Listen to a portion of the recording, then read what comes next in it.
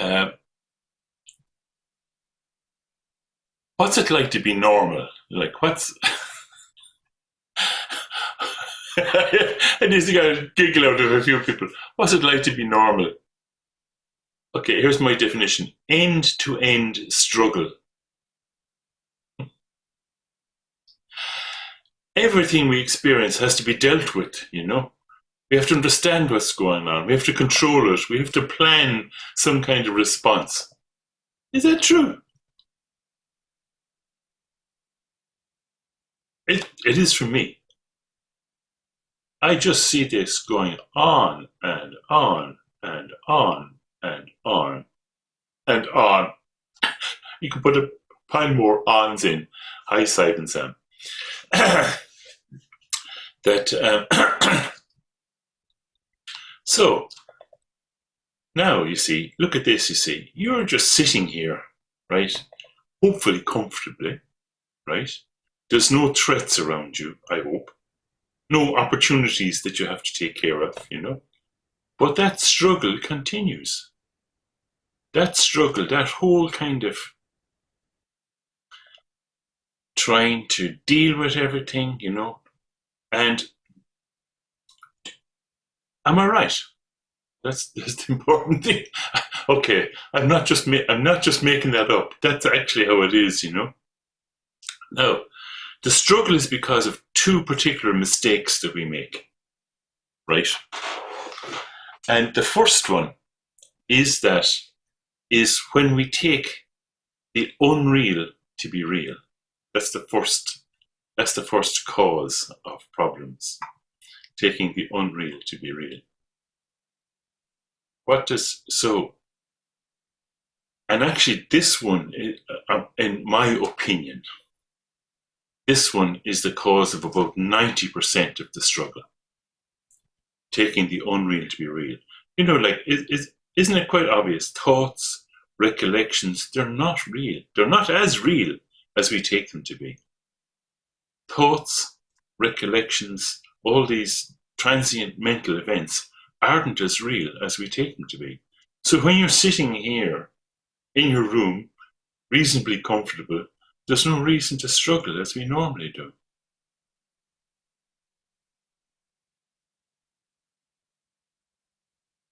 You need to give yourself permission to release all the struggling,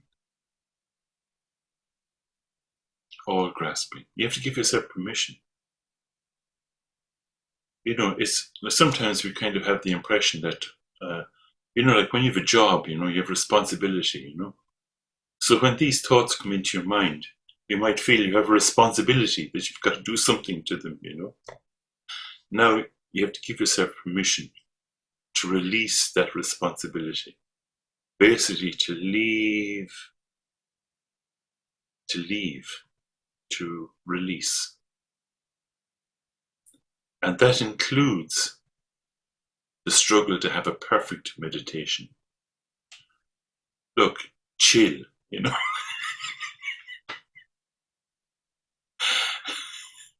Release. The second mistake that we make, which causes the struggle and causes suffering, is when we take the real to be unreal. So these are the two. One of them is where we take the unreal to be real, and the second one is where we take the real to be unreal. What does that mean? It means like you're sitting there and the dog is scratching at the door. This is the example that came up. The dog is scratching at the door and you're going, no, I'm meditating. Go away, I'm meditating. It's real. You need to do something about it, you know? And so many people think that the activity in meditation is simply to be spaced out. No, it's not. That's putting too much emphasis on the first one, you know? Where we take the unreal to be real. So now you relax and so on. Now, how do you prevent this spaced out? How do you prevent spaced out? Because you're really relaxed. How do you prevent spaced out? This is why we have our eyes open, why we listen, why we hear, why we are awake. You might wonder, how do I know how well you're meditating? Because you're not stuck in, I can see you're awake, you're alive, you're alert. So these two things, awake, at ease, natural peace.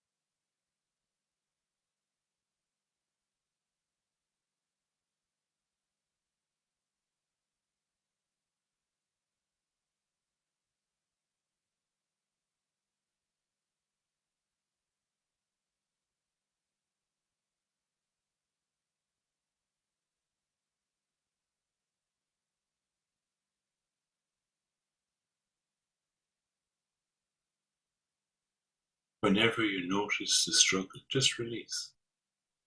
You don't need to do anything. You have permission to retire from that job. Just release. It doesn't have to last long. The struggle comes. Same remedy. Peace.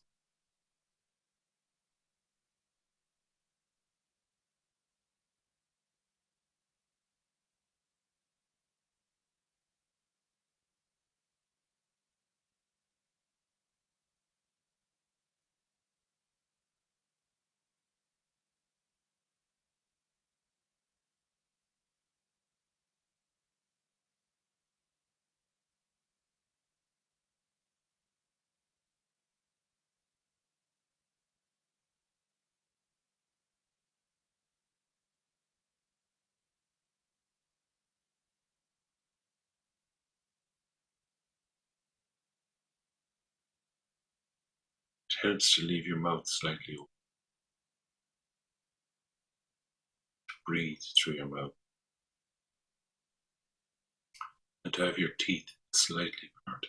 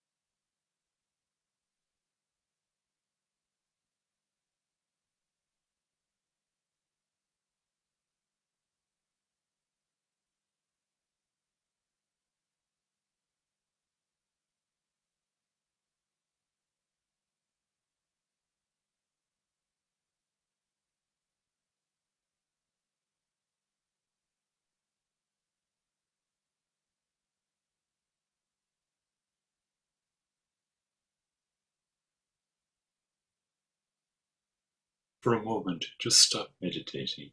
Just be natural. Just let go.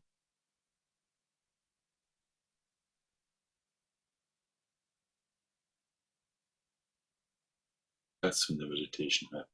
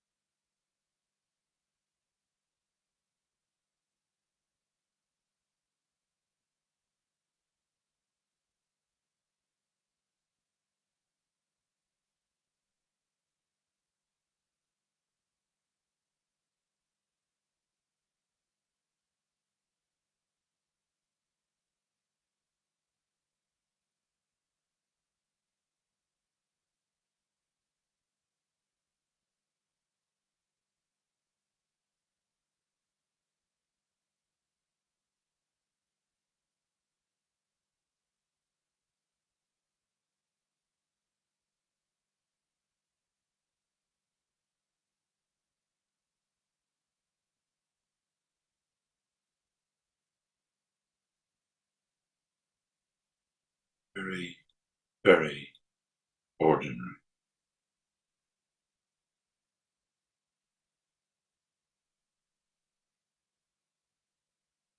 No threats, no opportunities, just ordinary presence. Thoughts, recollections coming, emptying out of you.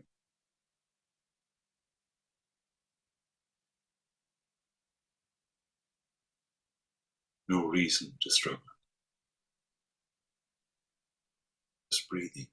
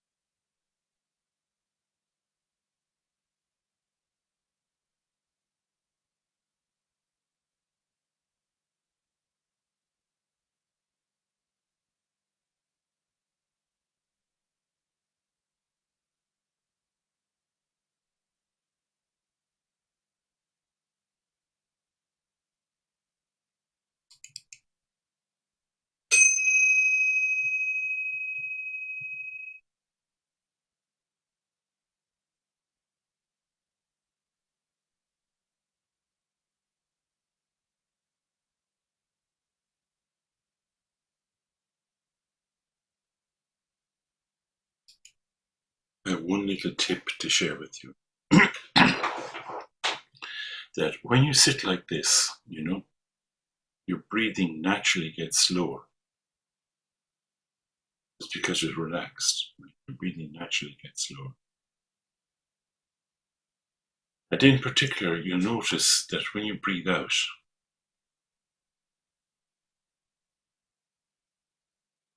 that there's a natural kind of letting go when you breathe out. To notice that. So after you release, not to make this some kind of mechanism, just to give you a feeling, right? I hope you know what I mean. That so as you breathe out, it's like kind of coordinated with the idea of release.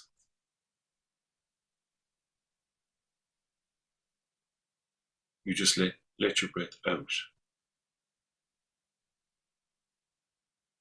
And sometimes there's a gap before you breathe in again. Not something you create. Breathe out.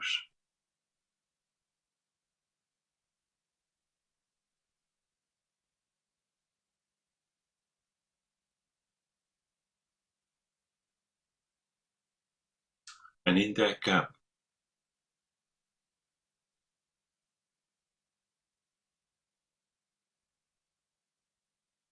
it's kind of special.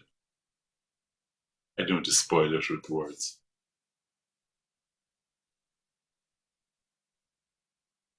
Okay,